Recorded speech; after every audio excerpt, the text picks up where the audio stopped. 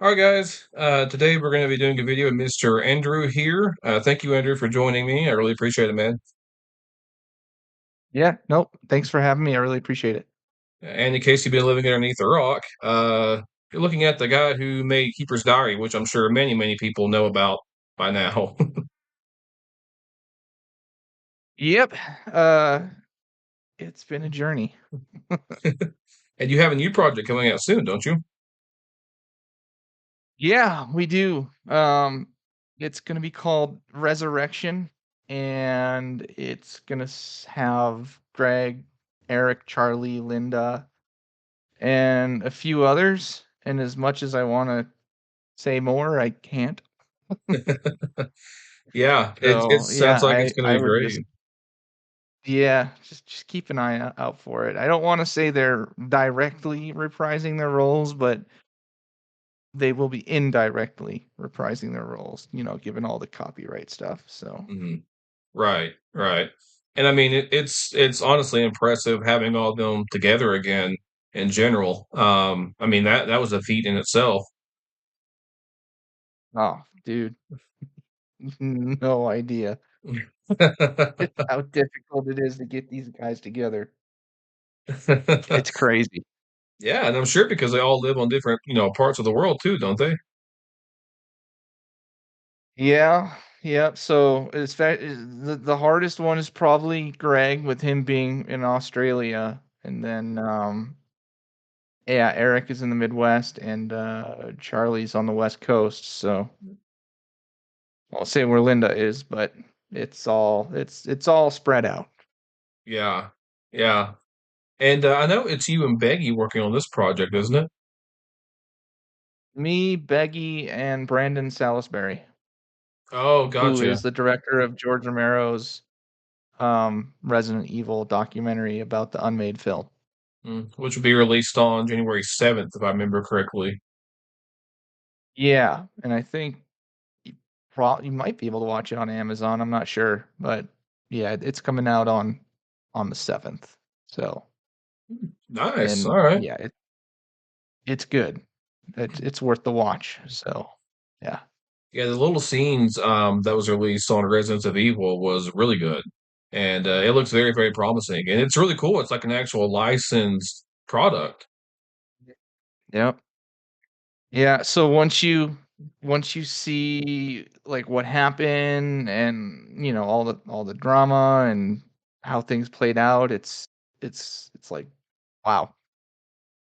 You never really knew it, but I guess there's a reason why you never really knew it. So it's Yeah. it's interesting. If only. I mean, I've kind of skimmed through the script, online and whatnot, and I mean, there were some strange changes here and there, but overall, I think he really nailed the kind of cheesy '90s horror aspect of, the very first Resident Evil game, from what I've read at least.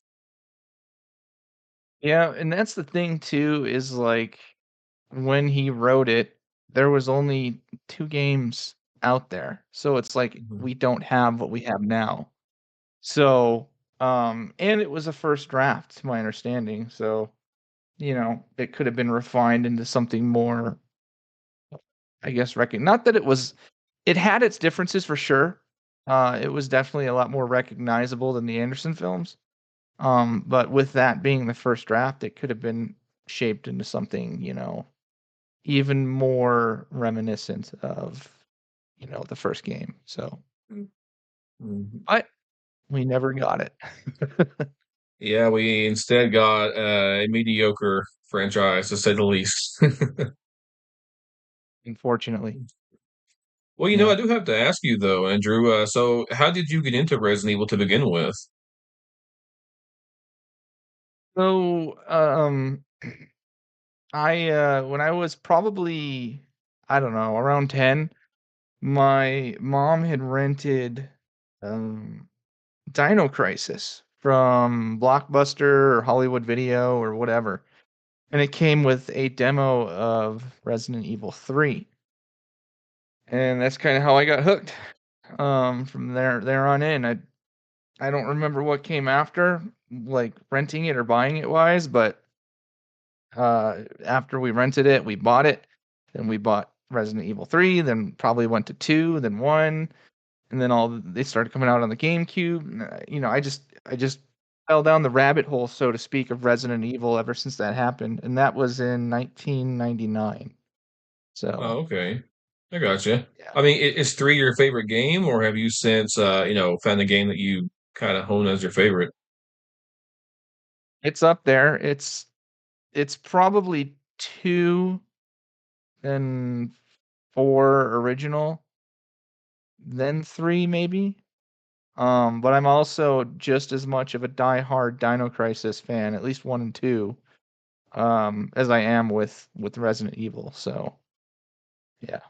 Yeah, hence, I know there's another project you're working on that is, called the Third Energy Crisis, which is inspired by that, and that looks really good, which I'm somebody which, I mean, I know a lot of people may crucify me in the comments, but I've never played Dino Crisis. I've watched some Yeah. gameplay, and I've really wanted to. The only option I have is either pay god awful money on PlayStation Plus or emulate, um, so, Yeah. I've really wanted to look into it, but honestly, I'm surprised you said 4 is one of your favorites. I thought you were only really a fan of the classic fixed camera games. I am. Uh, those are my go-tos, but I remember when 4 came out, it's probably the game I beat the most, to be honest. Yeah, I was all over it when 4 came out. Really, anything that Mikami kind of was behind, even if he was, like, more behind the scenes than directing, I was all for it. Um, Anything from 0 to I think 4 was the last game he made before he left Capcom. And, I liked 5, 5 was cool.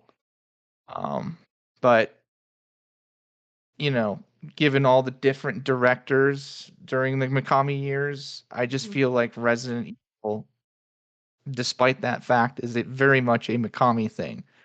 Um, you know, he may have directed 1 or 2 or 3 or whatever of the games total, but I just feel like he's the man that created it.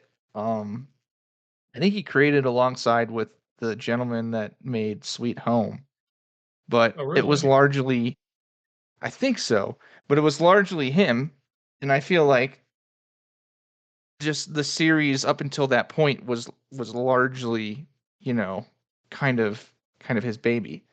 Mhm. So, yeah, anyways. It's very interesting, yeah, because see, with me, it's very weird with me because I was raised by my grandparents, but really one of the only memories I have with my actual birth father was I actually remember playing Resident Evil 2 because I was born in 1998. So by this point, I was about 4 years old. And I grew Yeah. up loving horror stuff. Like, I remember as a kid, I used to watch, like, of course, I didn't watch all of it because there's some pretty explicit scenes in there, but I used to watch some of Friday the 13th, for example. I Okay. used to like stuff like that as a kid. Nothing really scared me. Yeah. And Resident Evil 2, I remember it was specifically, which version is it? That you can change the blood color. I can't remember which version of I the game think that it was is. the 64 version? Yes, that's what it was, N64. I believe so. And yeah, so, I remember playing that and, like, really not getting anywhere, like most kids. But, I had an old cousin of mine where he really introduced me into it. I played, or at least I watched him play the original 2, the original 3, and by that time, the movie Apocalypse came out, and Nemesis was in that movie. And, I fell in love with Nemesis. That's why I have a tattoo of Nemesis. I fell in love with that guy, especially the old games. I loved watching Yeah. my cousin play Resident Evil 3. And eventually, whenever 4 came out, by this time I was about 7 years old. And I honestly, it's probably a very disturbing amount of times I've beaten that game over the years. I've beaten Resident Evil 4, God, I don't even know how many times. Um, and Yeah. I now as an adult though, going back and actually getting to play all of the games, there's just something about the original trilogy with the fixed camera angles that has their own charm. They Mhm. have their own sense of like nostalgia and personality in a way. And Yeah. I think I recall you mentioning a few times in their videos how you can really study each image and really pick out details in the background. Some things that people are still Yeah, looking at today. Um, and yeah, I remember I talked to you some on the Halloween episode of Residents of Evil about how you could really put in your imagination with the older games. It kind of felt more like playing. I don't want to say playing with a toy, but you could really use your imagination and fill in the blanks where there were no graphics, for example. Whereas yeah, now everything is so realized, it takes away that imagination. yeah. The it really does. I mean, it's cool that you get these modern updated graphics and all these things, but yeah, it's kind of like its own world with how the graphics were back then. It's like you can't really capture that again. And it'd be cool if they like remastered it like they did with like Spyro and what is it, Crash Bandicoot and games like that where they kind of update. It's the same game, just up. I think they did it with Tomb Raider too. It's the same game. They just Yeah. updated the graphics and the textures. That would be cool, but it just wouldn't be the same. Yeah, So, exactly. And don't get me wrong, I love the remakes because technically Resident Evil 2 remake I played first and then the original second, technically, because I didn't actually play it from beginning to end until, actually not too long ago. But I knew enough about it. I watched enough gameplay, but actually being in the driver's seat and playing it is a whole other experience, really. Um, and yeah. the original one remake, I played it a long time ago, and I love that game.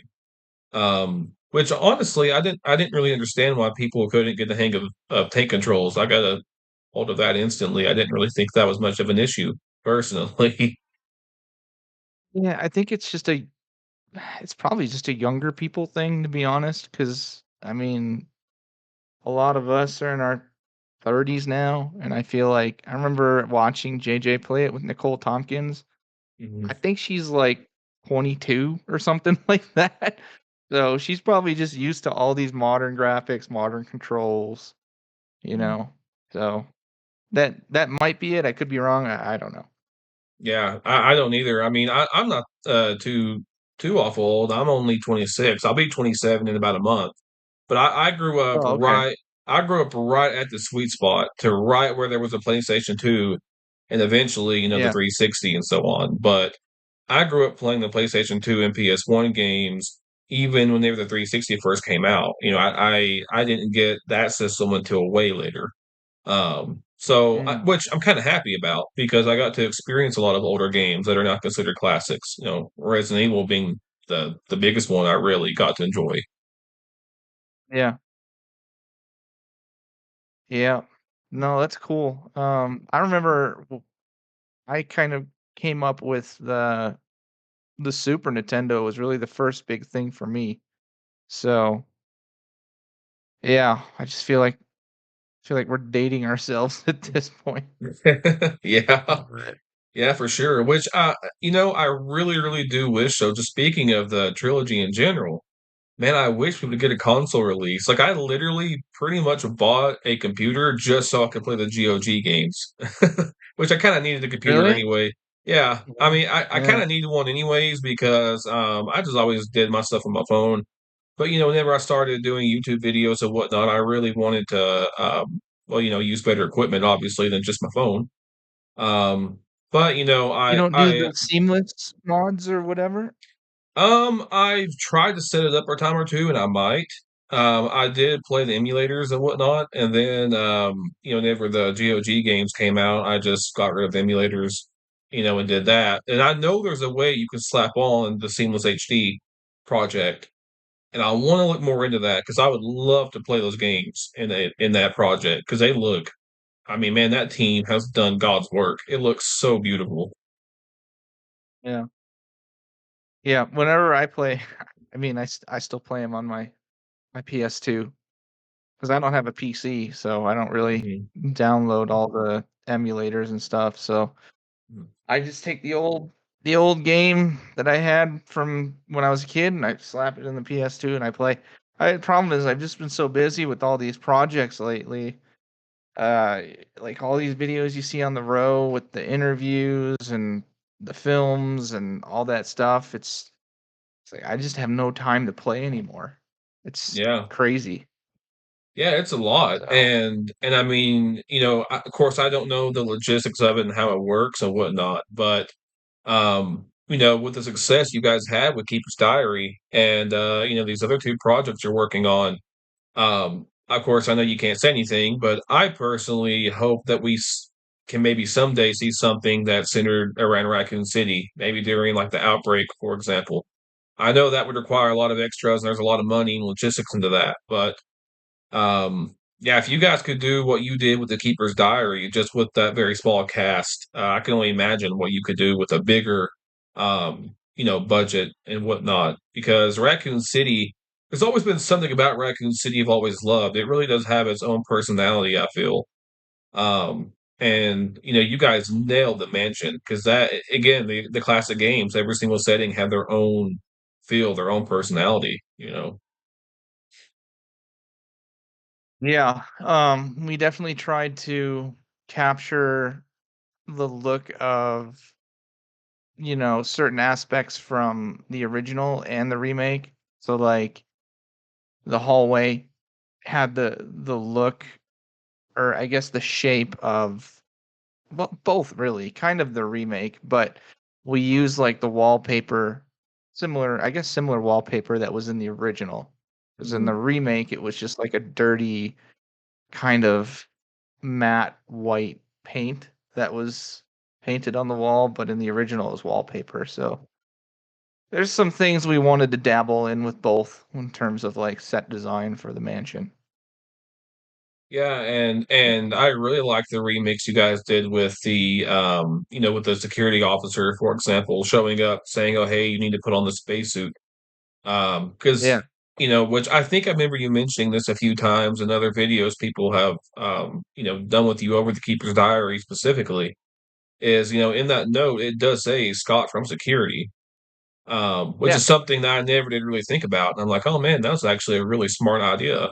Um, Yeah. and yeah, and seeing him in the closet or whatnot was a cool little remix. I like that. That was very, very, very smart, honestly.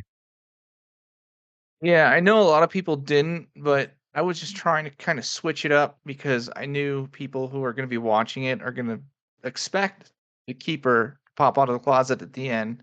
So I was kind of trying to think of like, remember when you played the original and the dog jumped through the first window in that one hallway? Mhm. But when they did the remake, it came out of the second window in that same hallway.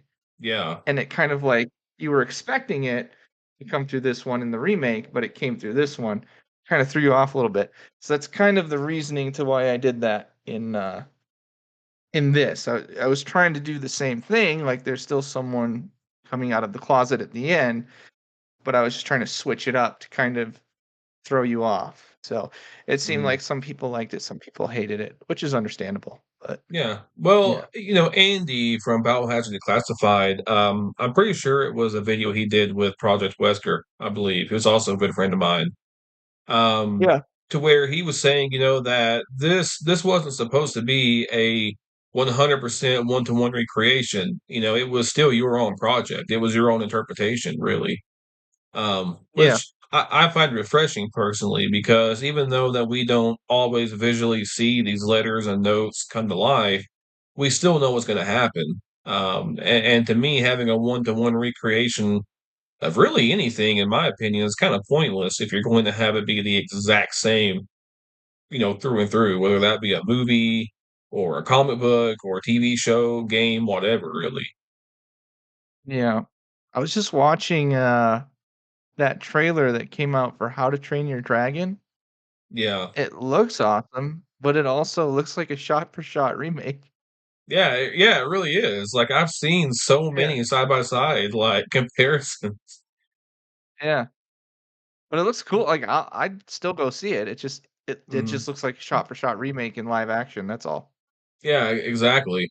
And speaking of the letters and everything, though, I'm pretty sure you've probably been asked this before, but what is it specifically about the keeper's diary, that you wanted to interpret rather than any other letter or note? That's just the one that stood out to me after all these years out of all the written lore within the games. It's just something you read that really captivates you, and to me, it always reminds me of that scene from Jaws where Robert Shaw is talking about what happened after the ship he was on was attacked by the Japanese during World War II. I think it was the USS Indianapolis. Mm. And he was just going into this horror story of uh, just the water that was on, fire from the oil, and like the bodies were just creating blood from the soldiers, and it was attracting sharks, and the sharks were just eating people.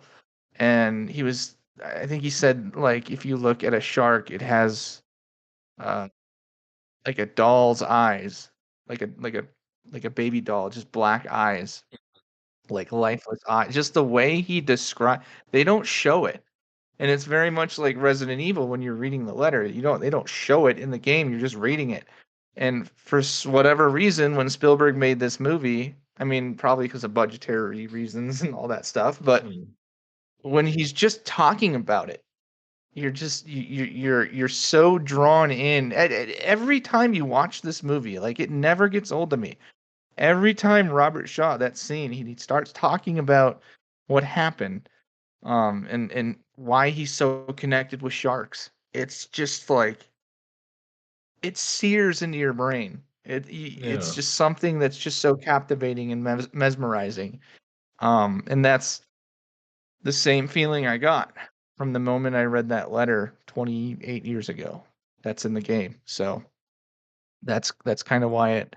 And then when the movie came out, Welcome to Raccoon City, they just have some deformed person from whatever's happening in that movie just write itchy scratchy on a window, like a pane glass window with Yeah. blood on her finger. And that's it's like you're just shitting on brilliant work at this point. And I know a lot of people just think it's like a silly thing, like, oh, it's a keeper's diary, it's a guy turning into a zombie, whatever. I'm sorry, that's just I can certainly appreciate why people do see it that way, as it's a silly piece of writing in a zombie game. Sure, that's how you look at it. That's not how I look at it though. I very much look at it um just how I described, like a brilliant piece of work that someone wrote that kind of describes someone's cognitive decline drifting into the realm of the undead.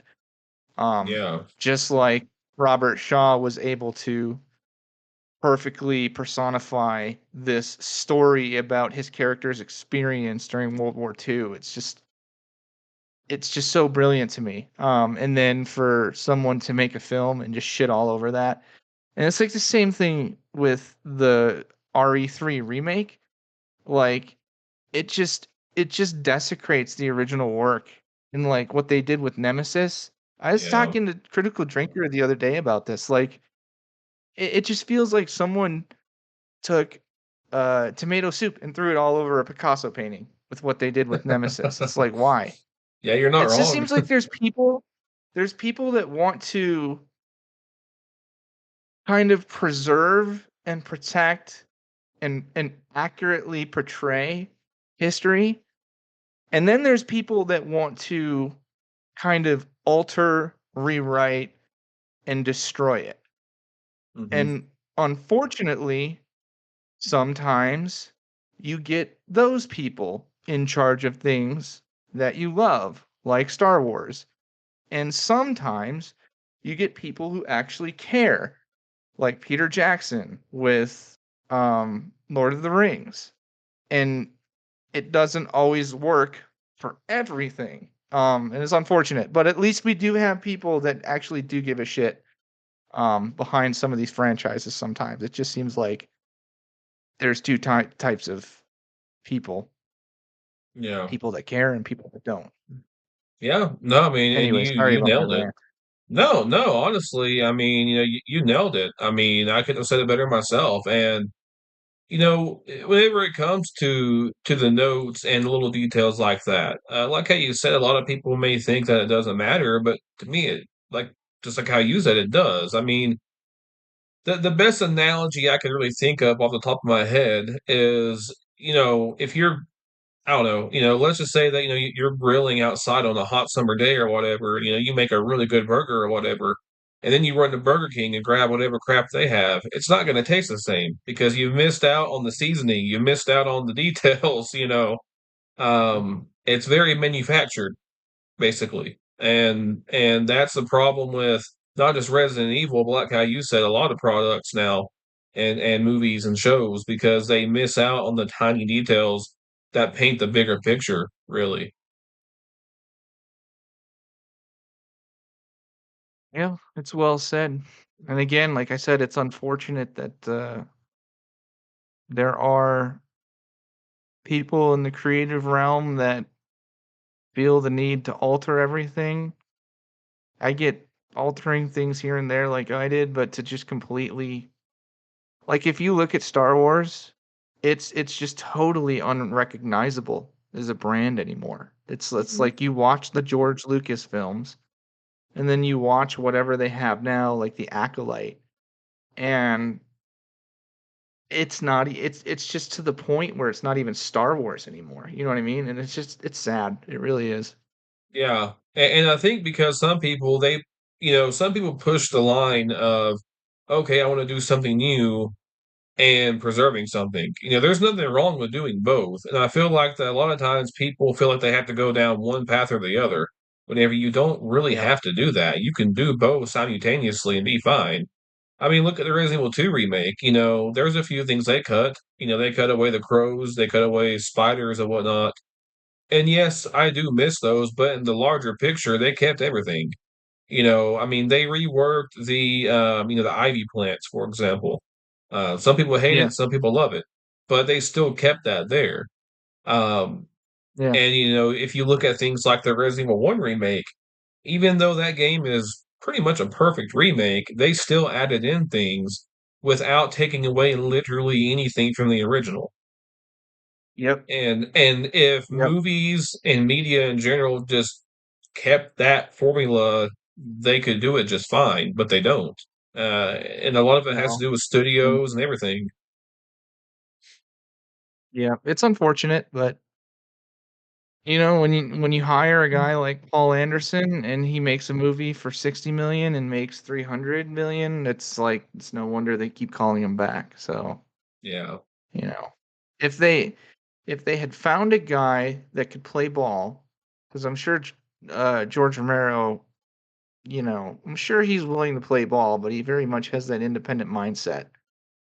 But they found a guy that was willing to do whatever they wanted, really, and gave this guy creative freedom to do what he wanted with whatever script he had written, and he kind of probably took some things from the game and, integrated it into his script and turned it into what we know now.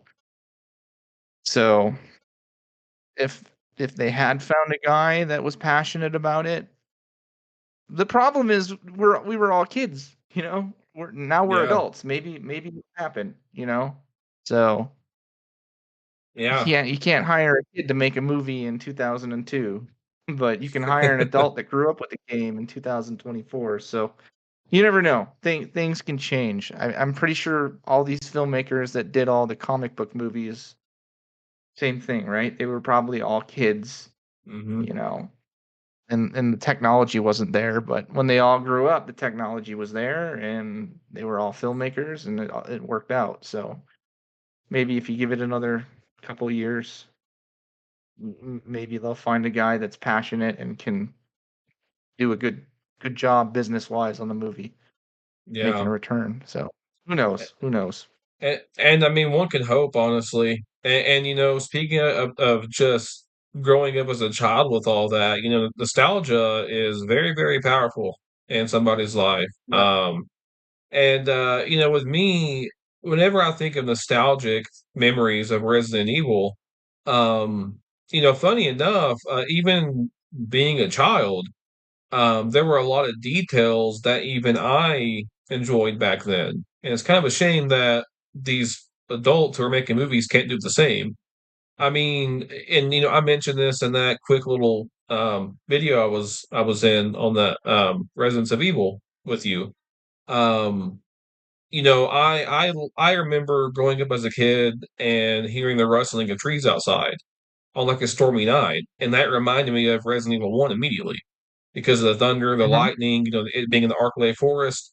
Um, this may sound kind of odd, but even seeing like police cars reminded me of Resident Evil 3 and Resident Evil 2 with seeing, Mhm. the crashed, abandoned RPD vehicles and Yeah. and seeing like the lights reflecting off of the police helmet in Resident Evil 3. Yeah, Resident Evil 3. Whenever you see that riot shield down, Yeah. Yeah. little details like that just always mesmerize me, and I feel like that people really, really do miss the mark on that. Yeah, you mean like the how Capcom is making their games now? Yeah, I mean, Yeah. now I feel like that Resident Evil 2 remake was a really good game. I feel like it was more of a reimagining than a remake. Um, Yeah. Whereas if you have another example like Silent Hill 2, for example, this game, that game's a remake. That game is a full on like that is a remake. They did the same treatment Yeah. that Resident Evil 1 had, to where it was the I same hear good game. things about it. Oh yeah, and I wasn't expecting it to be like that. I was expecting more of a Resident Yeah. Evil 2 type of remake. Yeah. But no, it's literally the exact same game, just with new features and added lore, just like the original Resident Evil 1 remake was. Um, and I know this will never happen, but I hope and I wish that we could have gotten a Resident Evil 2 and 3 remake in the style of the 1 remake. Um, I mean that would have been amazing to see Nemesis, for example, in that type of graphical setting that the GameCube had. I agree. Yeah, I know JJ talks about it all the time, but yeah, that would have been cool. Um, I don't know why they didn't. Maybe too much time had passed and they were already on to the next like generation of consoles, but who knows? Yeah. I think, and I could be wrong here, but I think the reason why was because at that point, that's never Capcom tried to make Resident Evil exclusively on the GameCube, and it didn't quite work that well because they limited their audience, and I think that's why they kind of set that Resident Evil 2 remake on the back burner because the one remake didn't do too well, but it didn't do too well because not everybody had a GameCube. I could be wrong about that, but I think that's why it never did happen. Makes sense. Maybe someday some fan will do it and mod it somehow. Yeah. Well, speaking of Nemesis, though, just monsters in general, out of the entire series, do you have a favorite monster or a favorite nostalgic type of memory? Favorite monster would probably be Birkin's 3rd or 4th. What do you call that? Malformation? Hold I, on. Let me look this up. I'm trying to remember which one that is. And he has the giant shoulder, not when he's holding the pipe, but after that. Oh, yeah, that's the third form. I think the fourth form was Is never it? like Birkin's head is completely gone. It was the fourth form, I think. And I think number five Yeah, is the so his blob. head is like in his chest, Yeah, and his one shoulder is just a giant eye, and his head turned into like a skull with a bunch of yeah, flesh. yeah. Yeah, that He one's has definitely just a my giant favorite. claw for an arm. Yeah. Yeah, for Birkin, that's my favorite form too. I always found it so creepy how you could still see his human head just kind of stuck there. It was very, very creepy seeing that, and I've always loved that form so much. Yeah, this one's definitely my favorite, monster out of all the monsters in the early games. What makes it your favorite? Just the That's what design? made it so great. It's like zombies and monsters and all these monsters had such They were very, like they had similar characteristics throughout all these games, Mm. but they each were uniquely different. And then now we're on the 8th game, and we have, uh, witches, vampires, giant booby ladies, and werewolves. It's like, how do we go from zombies and monsters and bio labs to that? I don't fucking know. Yeah, and that's something I've kind of talked to some people about. Like I had Beggy on an episode here, and one thing that we talked about was, where do we really go after Resident Evil 9? Because we've already dealt with zombies, then we've dealt with, parasitic type of kind of like mind controlled creatures, and now we've kind of dived That's the into thing. mythical Now things. they're getting into superpowers and like Rose. I didn't even play Shadows of Rose yet, but apparently she has superpowers. So I'm just like, whatever. I'm done. I'm checked out. Yeah, yeah, pretty much. And it kind of worries me because I'm thinking, okay, what other kind of monster trope is there? And then I think of something like aliens, and I'm like, Capcom, let's please, please, please don't keep on doing this trend and do something like that. Like, I really hope that they kind of shy away from doing your typical horror, genres and kind of just stick to their own unique formula. Because, yeah, witches Yeah. and all that. I mean, I like Resident Evil 8, but as a Resident Evil Yeah. game, it's kind of weird. Yeah. I It's fun. Like it's a fun game to play. And Chris Redfield was super cool in that game. yeah, But my God, what are we doing? and this is probably a very unpopular opinion, but Heisenberg was my least favorite of the game because to me he was just a normal dude that I was don't not think Magneto. anybody liked him. Exactly.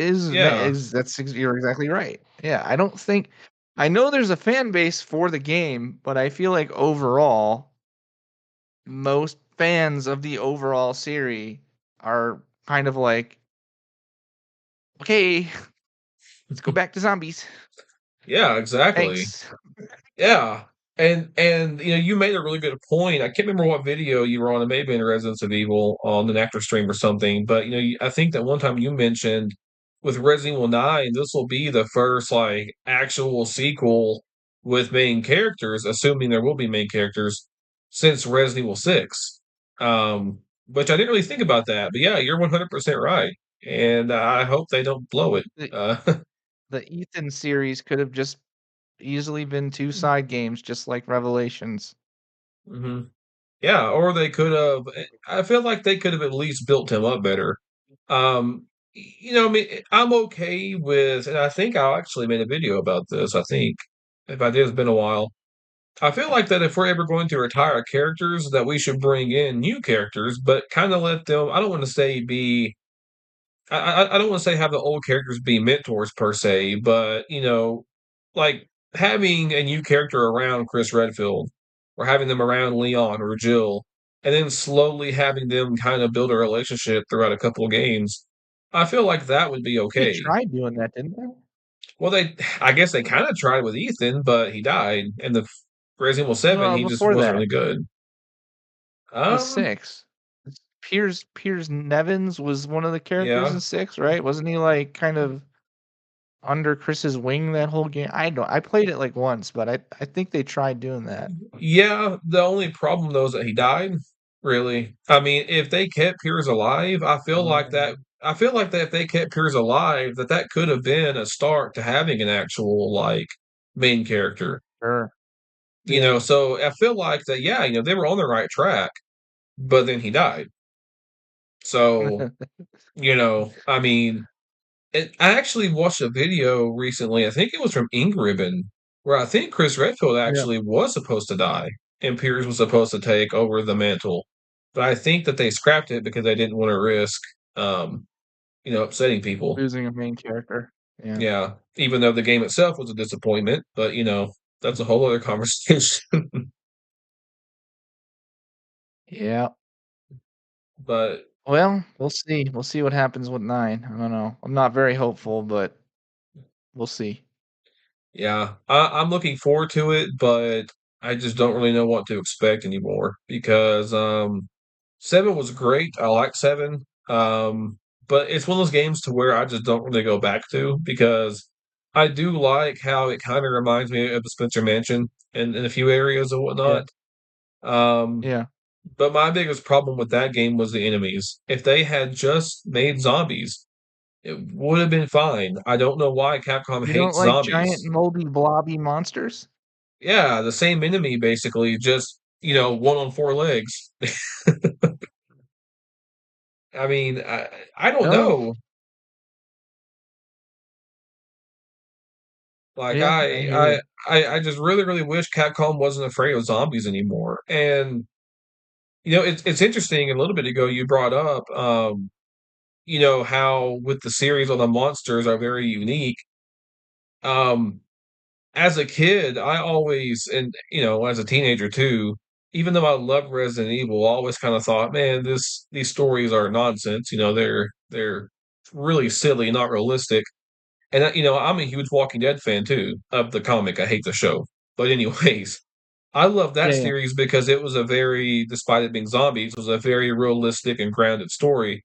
But it's kind of ironic because now being an adult, I realize that actually, a lot of things in Resident Evil are very realistic. Now we don't have zombies outside right now. We don't have hunters outside, Yeah, but bioweapons have been a thing. We do have the military industrial complex. We do have corrupt organizations and dirty cops, for example. And yeah.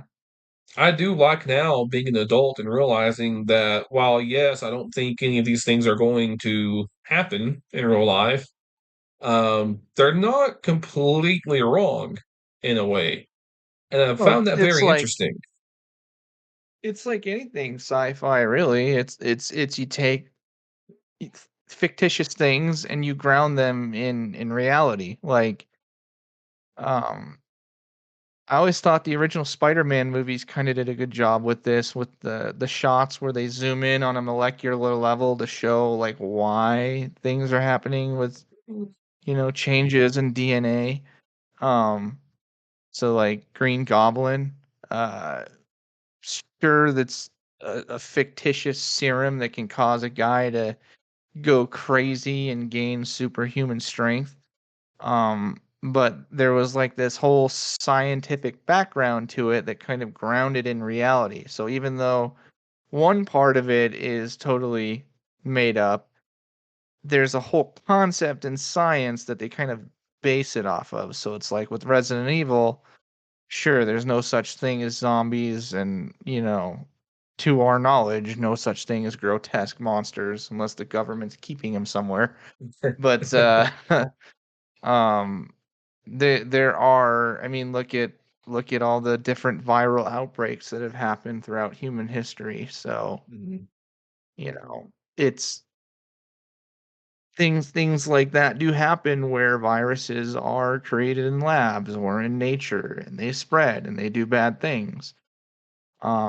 And the whole made up aspect behind it would be The Walking Dead, but just based off of what we know of viruses, that's kind of the whole backing behind the idea. So, and it does have interesting themes in the game outside of, viral research and bioweaponry. It's more of, a story about conspiracy and undercover, finding out the truth and putting characters against all odds to survive. Um, Corrupt corporations just completely screwing entire populations over. Um, that's grounded in reality for sure. Yeah, So yeah. And yeah, the which as a kid, again, it's funny because I always thought, okay, this is fun, but there's no way that the government would just drop a bomb on a city like that. And now as an adult, I'm like, oh man, poor kid. Why did he think I'm like, if something like that happened, oh yeah, it would absolutely be destroyed. 100%. yeah, The government does do shady things. Which I don't want to self promote here, but I'm working on a video right now about how there pretty much was a real life William Birkin in a way. The guy was a bacteriologist, he did know too much, and he kind of had his loyalty tested, and he did get killed by the government. That is 100% true. That's not even really a conspiracy. So, there are some very realistic like things out there, and people too. I mean, I'm sure Chief Irons. I don't know if there's been anybody as psycho as he was, but there's of course been dirty police officers and police chiefs throughout history. Yeah. Getting paychecks slipped to them.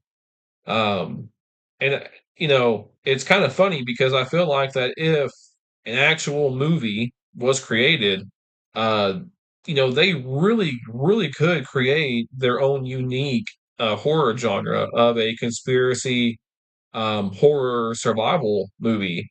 Because now all we really have are supernatural movies. That's really the only type of horror movie we get, besides a few odds and ends here and there. Um, and I don't really think Yeah. we've ever had a movie that really is a survival horror, conspiracy, movie all thrown into a blender. Not any I can think of, at least. Yeah, I mean, I can't think of anything off the top. I'm sure they're out there. I just can't think of anything. I know X-Files kinda dabbled a little bit into that world, Yeah, that but is true. yeah. Yeah. Well, So whenever it comes to Resident Evil, though, I mean, do you have any kind of like nostalgic memories of the series? I mean, obviously, besides getting the game and playing Resident Evil 3 and whatnot, like how you mentioned earlier, I mean, are there any like nostalgic memories that really stick out to you? mm, I I just miss playing it, being a kid, you know?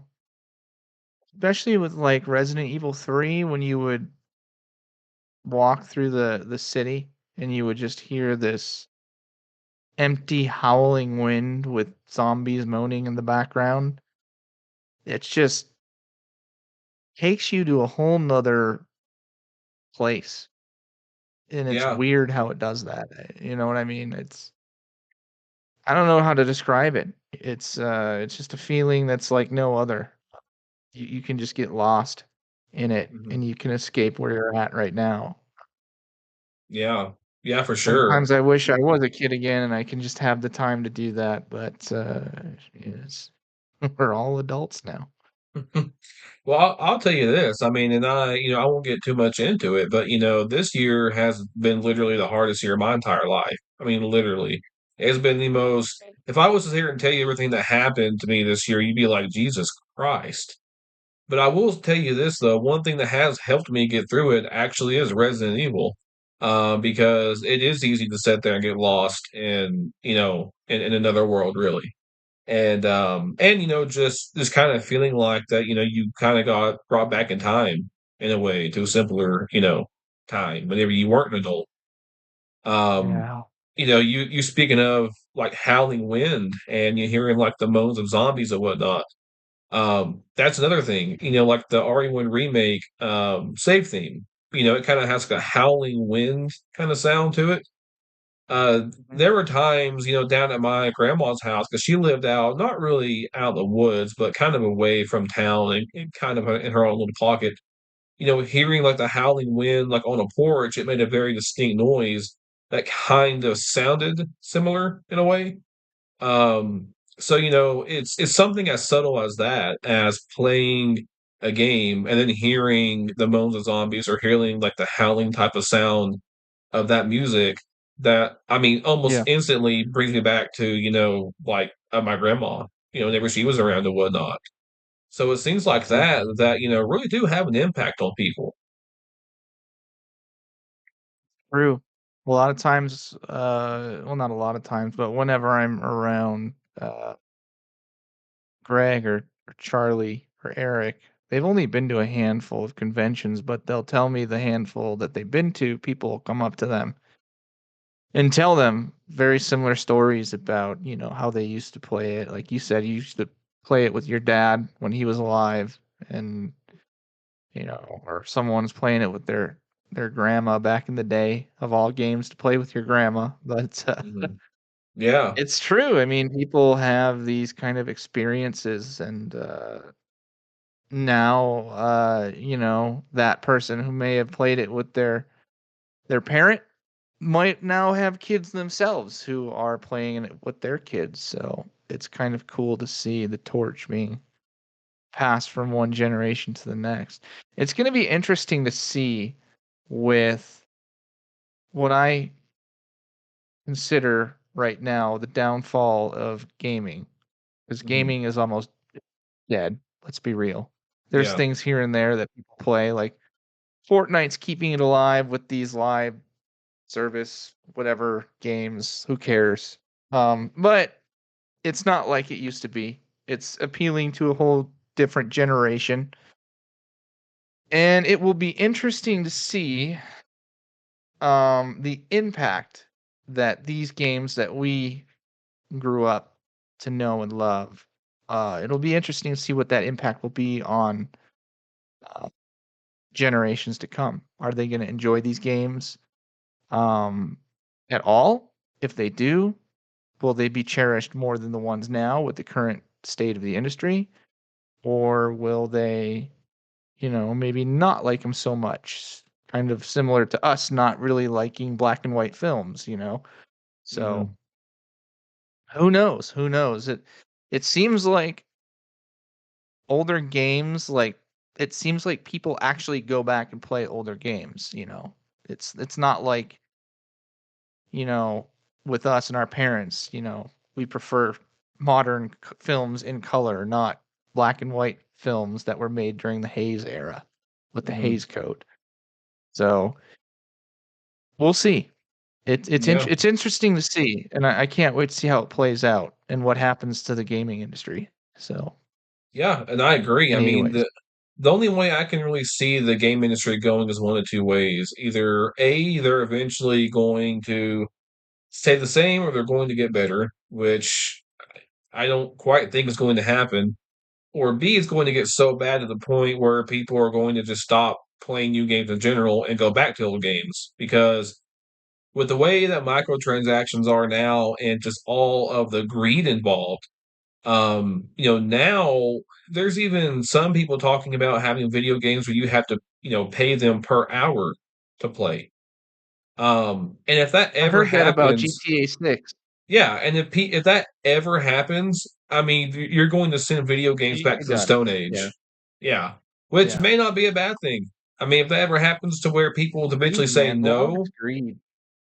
yeah, it It, is. it's sad. Like this new movie, Red One, with The Rock and Chris Evans. I Yeah. heard it was like 150 million, 200 million to make, not including whatever they spend on marketing, which would mean it'd probably be like 3, 4, maybe 5 million total. Hmm. And it made like 64 million opening weekend. And then I'm like, okay, how much of that came from the cast? The Rock got paid $50 million to make that movie. It's like Really? I was just sitting down with the critical drinker. We were looking at these movies by Paul W.S. Anderson. Sure, nobody likes them, but he was able to make a movie for 60 million and return with, 150, 200, 300 million. Now it's the total opposite. You make movies for 100, 200, 300 million, and they only make 60 million. And you're like, why? Why is that? Why are they so expensive? And then you look at The Rock making $50 million, and you're like, okay, well, I guess that makes sense.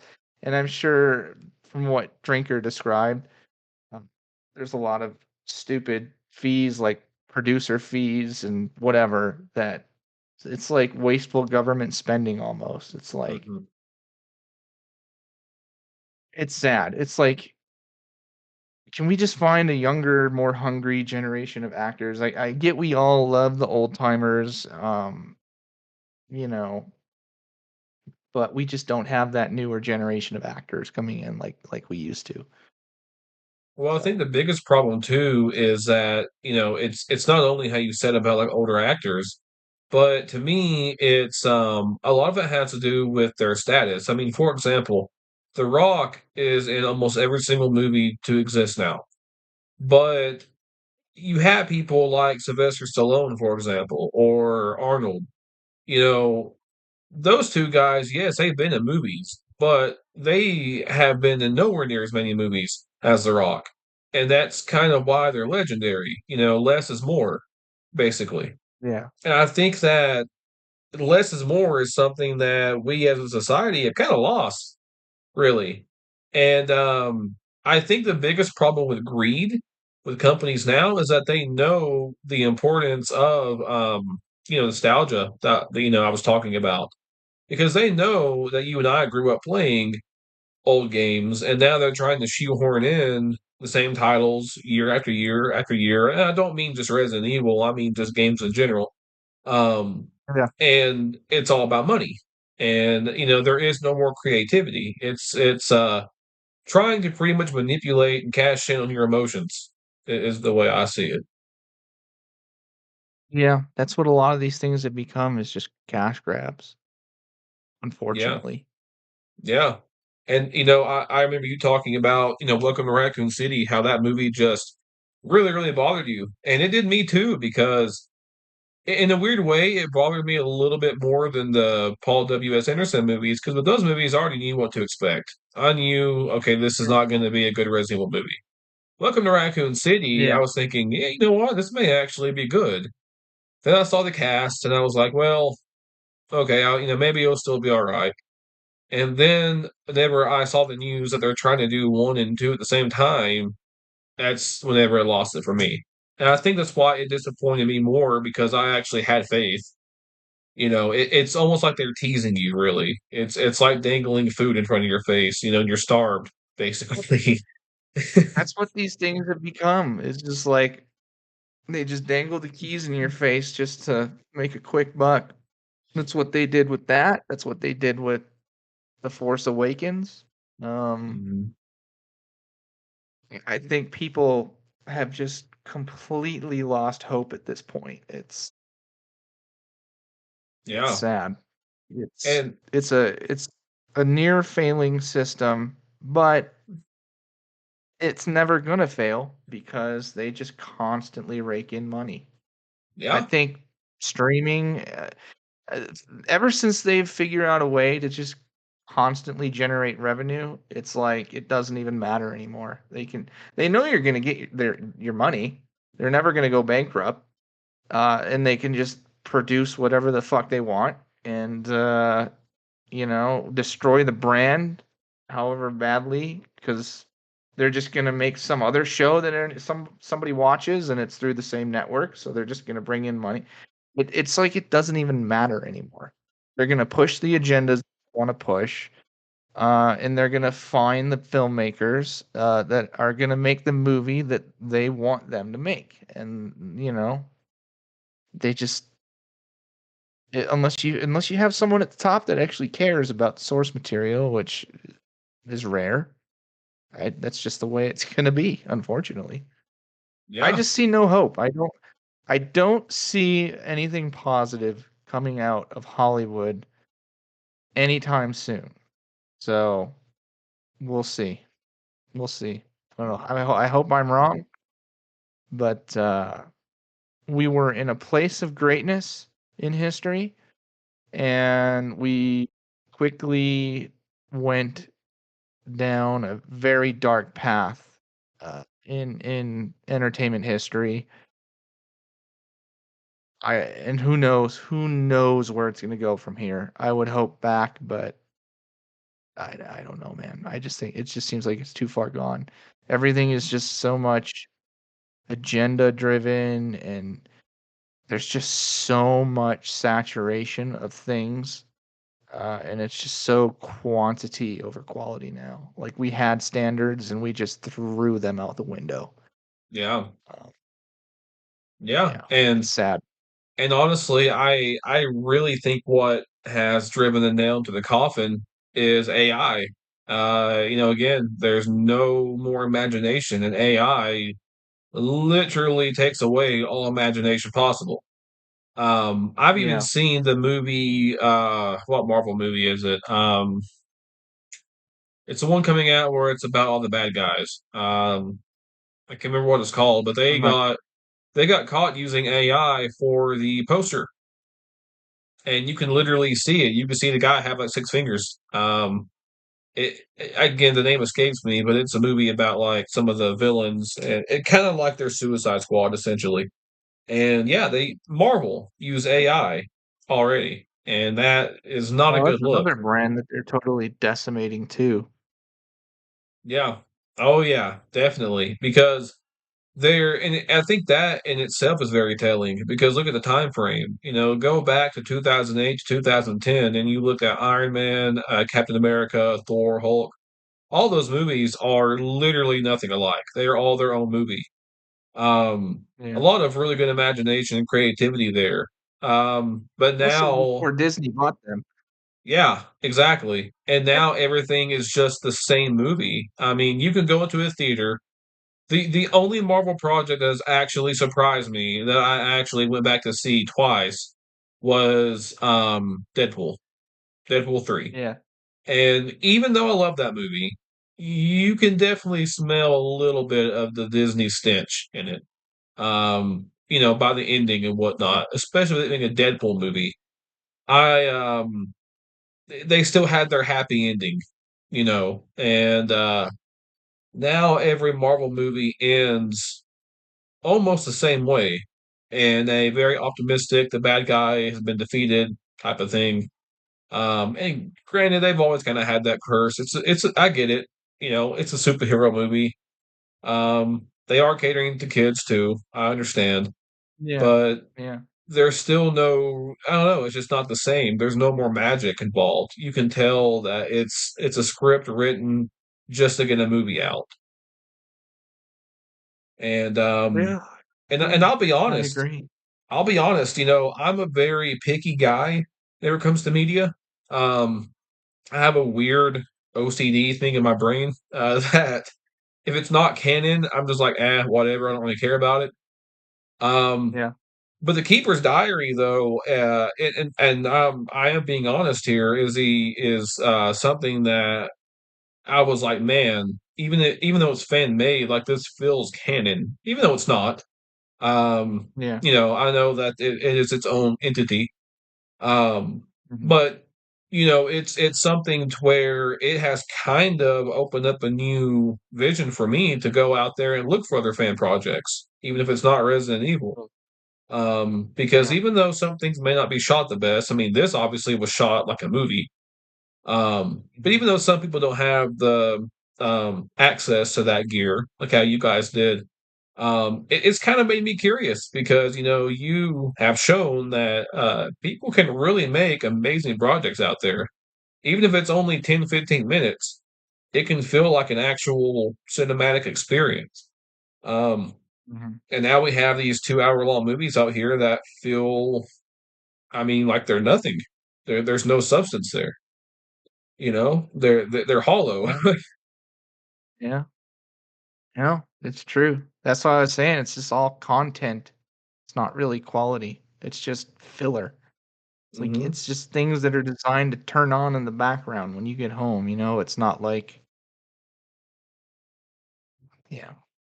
Anyways. Yeah, it's no, there's nothing there, and you know, Resident Evil is a series that's very very special to a lot of us, and yeah, I really do hope though that we do see more projects from you guys. I mean, like I said, I know you're working on Third Energy Crisis and Resurrection, which is really nice. Yep. And I mean, honestly, man, sky's the limit. I mean, a Raccoon City story. Maybe if you guys ever went just to some dusty place, you could do a Ganado story of Mhm. RE4. Uh, there, Yeah. there, there's a few dusty places I know of in Tennessee that make me feel like I'm I in got Resident Evil plenty of 4. them here in Utah, I'll tell you that.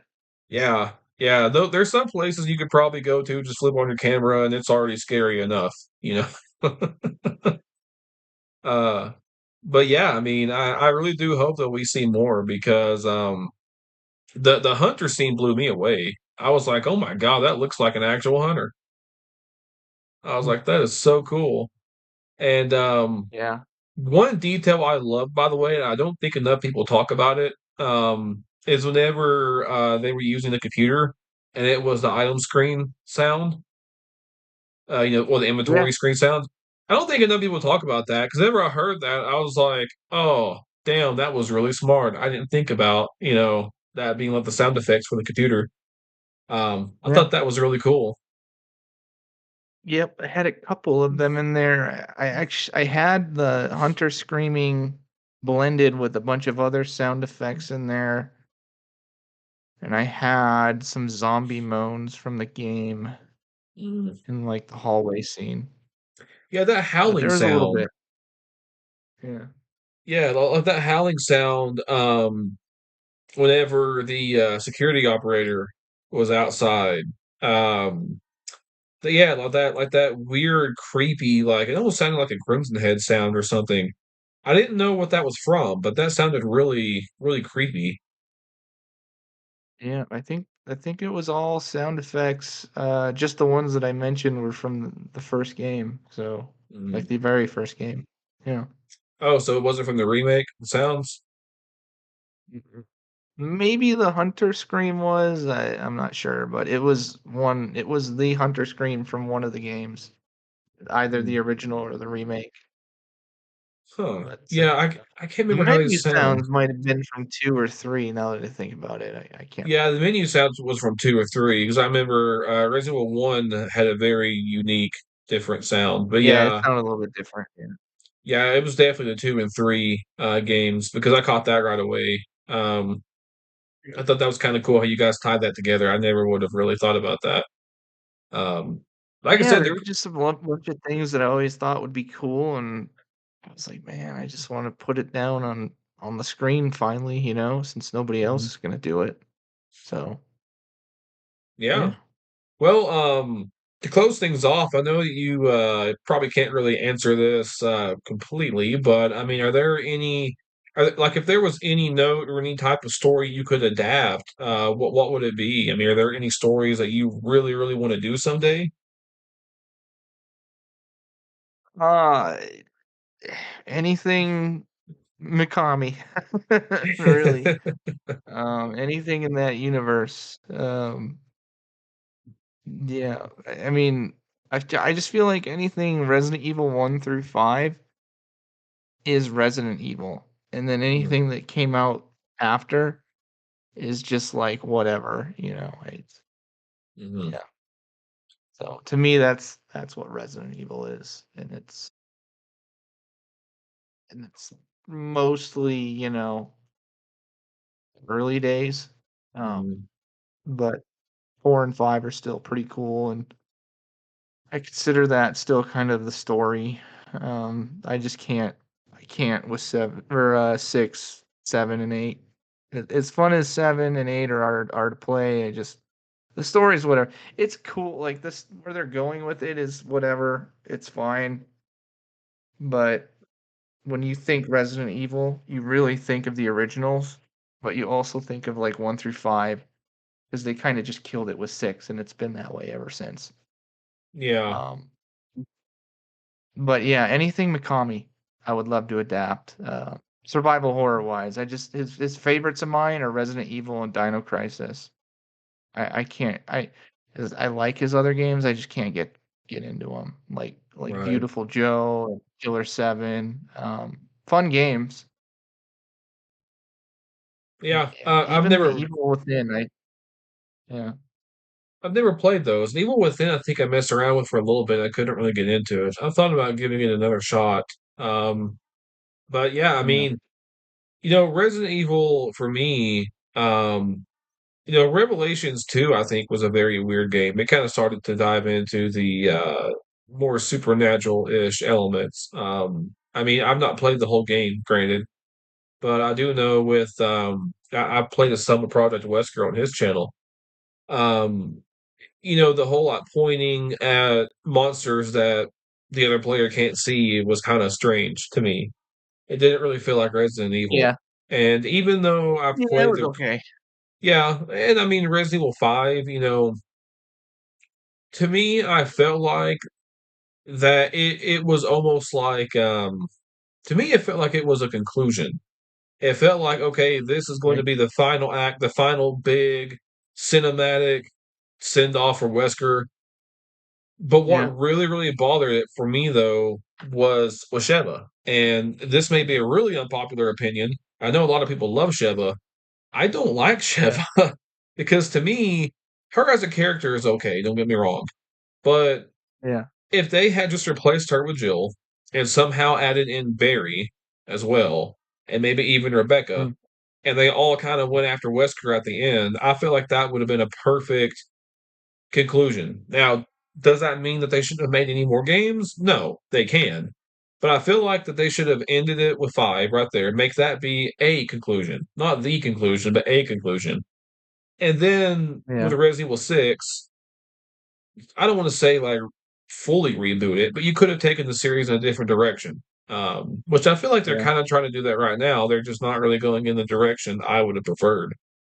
Um, Mhm. but even 6, like 6, I feel like was going to be a big conclusion because even when that game came Yeah. out, by that time I was already a teenager. And sorry, kind of got choked there for a second. And You're good. 6, I kind of felt like was a cinematic type of end.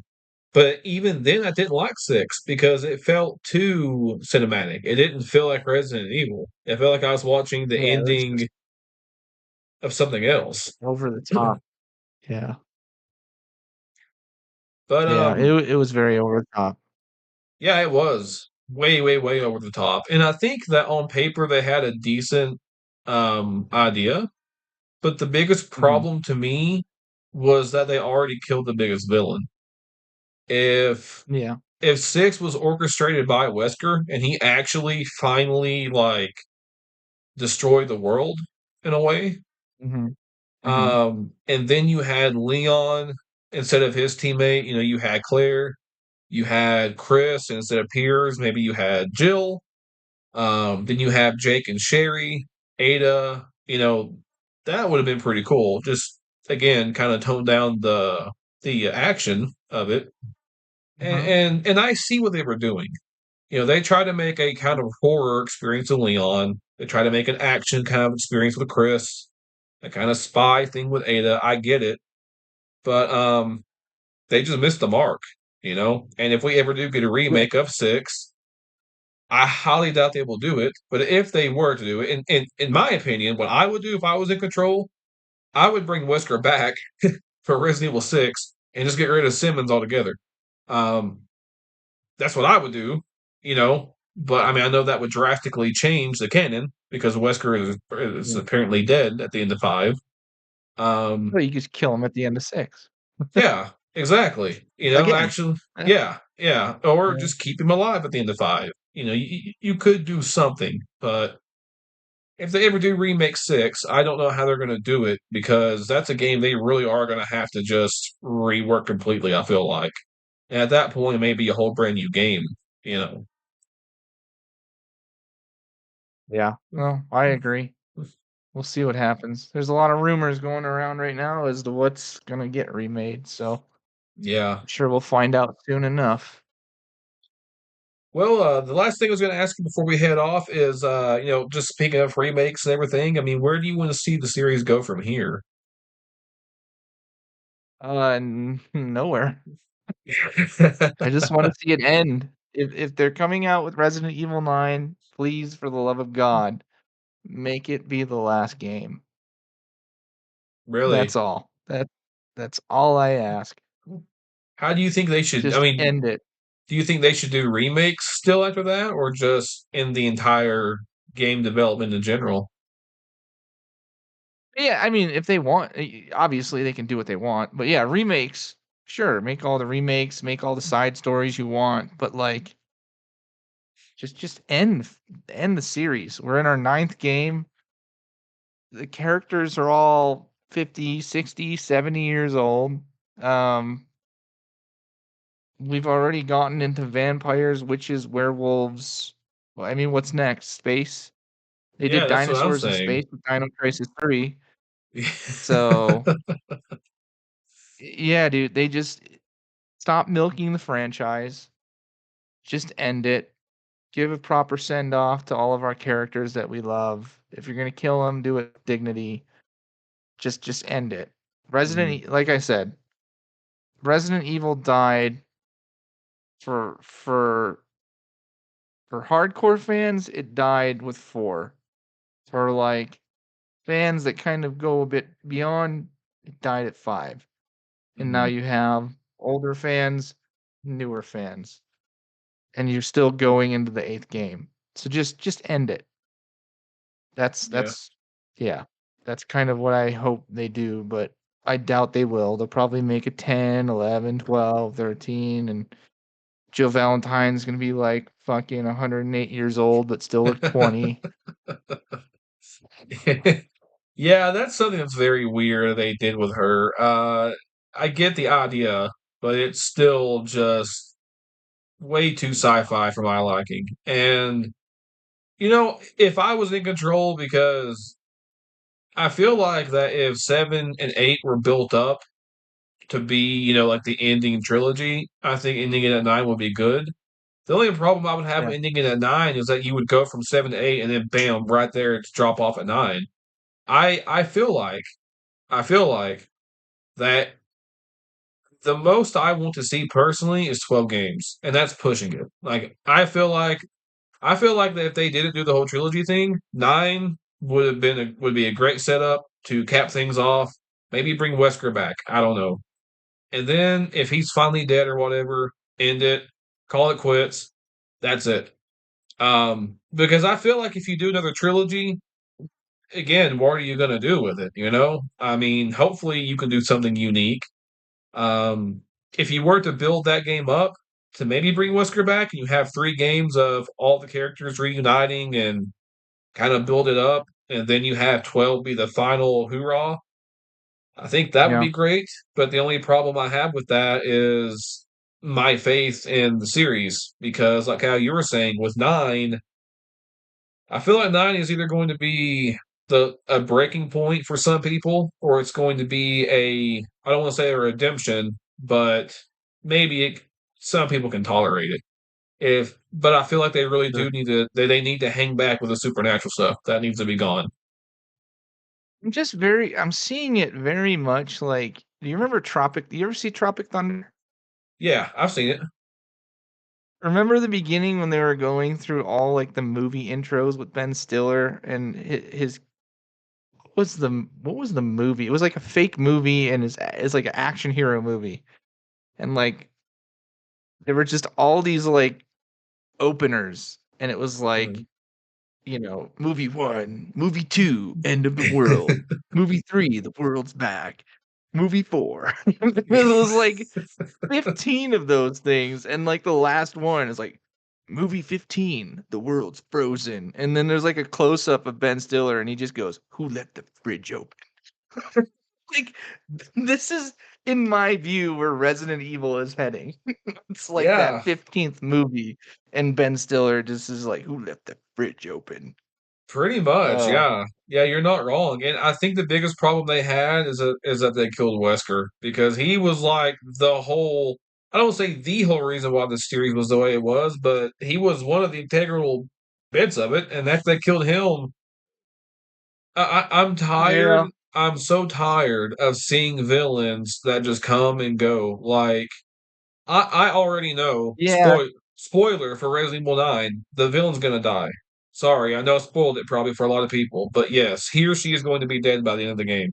I would bet you my life Even, savings. like, no-name characters in every game. Like, Becky's usually pretty good at remembering all these names, but, like, the villain in Death Island was like, who are you?" Like, I don't care. That guy was weird, flipping a coin and whatnot. I'm like, man, you two-faced rip off. Like, what the hell are you? Maggie remembers all these names. Like, the Netflix CGI series, I couldn't even tell it. I just remember Leon and Claire were in it. I couldn't tell you anything other than that, you know? Yeah, I don't know how They just Beggy remembers introduced these everything. characters that nobody gives a shit about. Yeah, and they have the problem to where they had their Thanos, and now that their Thanos is gone, they are just piling through villains. They're just coming and going, coming and going. There is no more new Wesker or whatever. which is a shame. I mean, that's why I feel like that if they ever do in the series, it's going to kind of feel anticlimactic in a way because you don't have any villain to go up against. You know, Even tell you the villain in 7, it was like the I know the family was the bad guy, but there was like an alternate, like her girlfriend or something, or the clone. I don't fucking know. And then 8, it was Miranda. I think it was Mother Miranda was like the only reason I remember Mother Miranda was because they retconned her at the end and just totally disrespected fans of the series. Um, by making her the one that discovered, like I think it was during an expedition in the 40s or 50s where um, was it Spencer or Marcus that were like discovering the Ebola virus in Africa, Yeah, but for some reason she was there and we never knew about it until Resident Evil 8, and it I was think secretly her the whole time. I think Like, the are you idea. serious? Get out of here. I I think the idea, if I remember right, was that he went to Africa for like how you said with the Ebola thing, and then whenever you find the photo, he's in skiing gear. It looks like so. I guess he was also searching for other things, and he traveled to where Miranda was in the snow and everything. And I think that the idea was that he got the original inspiration of immortality from her because he realized that she kind of unlocked the key to immortality. And then he got the idea of, oh, hey, maybe I should try to find a bio weapon or whatever that could help with that, or a bio Yeah, agent just stop rather. messing with lore. Yeah. Which the thing is, That's what I'm saying. There's people that like to preserve and there's people that like to rewrite and change and alter. yeah, And that was one of those moments and like dude, it's not yours. Don't mess with it. yeah, exactly. And I mean, and I was okay with the idea of that, but the only thing I didn't like Yeah. that didn't quite make any sense was okay. So if he found the idea of immortality there, why didn't he just kill her or something? Spencer is a very dirty person. Was he Right. just did he just have good manners back then? Did he just respect her? I mean, Maybe. People change, you know? yeah, I mean, you would think though even then that whenever he became a sneevling ass, he would have just went back there and killed her and took her research or something. That was the problem I had with it, was that it didn't quite line up with his character, really. Yeah. I mean, you could look at it that way though, as if he was a younger man and wasn't really all that morally corrupt at the time. And what does he say? What does Harvey Dent say in The Dark Knight? Like, if you live long enough, you You become the you villain, I can think. see yourself become the villain. Yeah. Maybe that's what happened to him. I don't know. There's no telling. Maybe they'll explain it in Resident Evil 9 and recon it again.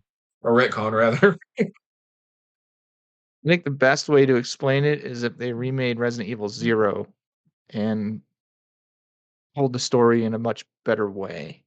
Because I think a Yeah. lot of Zero kind of dived into his background. Yeah, and to Spencer's. Yeah, that's never we really got an idea of Spencer. And then, of course, Marcus was there as well and whatnot. Yeah, yeah. Yeah, I feel like they could do it. If they ever do a hunk game, uh, I feel like that would be a good way to have some lore because we don't know how long Hunk has been working for Umbrella. Yeah. If they ever had a game maybe set in the 80s, I think it'd be kind of interesting if we saw maybe a younger Hunk. Maybe we could we get to see why he became so infamous, and maybe we could kind of see him pull out some operations for Spencer, and maybe get more of a better Yeah. backstory. You gotta be careful with that one though, because Hunk is very much like a Michael Myers type character. You don't know too much about him, That is and you true. don't wanna know too much about him. You don't even know what he looks like. Yeah, So, yeah, that you have is to be true. careful tapping into that. I feel like if they ever did a game like that, it would, seeing him carry out missions would be nice.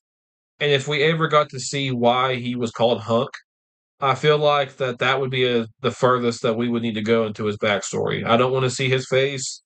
I don't want to see him struggle the whole game. Um, I think that with him and Ada both, if you ever do a game with them, you need to keep them ominous. You can reveal just a little bit. Like if they ever did Ada and they revealed that she was a thief or something in the past, that's the most I want to know about Ada. I don't want to know anymore. I want to keep her backstory more or less secretive. You can reveal a few things here and there, but that's it. Yeah. No, I agree. Yeah. Just some things are just left better unsaid. Yeah, exactly.